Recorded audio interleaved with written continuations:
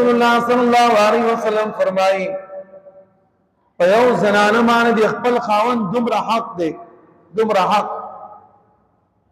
کدا سجده کول دی الله نه علاوه بل چاته جائز حلال دی. ما به زنانه ته حکم ورکړی چې خپل خاوند ته سجده وکړه، لیکن دا سجده کول یو الله ته جائز دی او حلال، دا غیر نه علاوه بل چاته جائز نه دی، نه پیغمبر ته، نه ولی ته، نه رسول ته، نه بزرگ ته، نه پیر ته، چاته هم نه دی سوای دی الله نه. وګوره د سجدې نه ټکه پیغمبر علیه الصلاۃ والسلام د زنانه لپاره استعمال کړ. مقصد دا دا چې دا یو زنانه د خپل خاوند به څومره تابعداري کوي، څومره غټ تابعداري به دا زنانه د خپل خاوند کوي، حد نه زیات تابعداري به.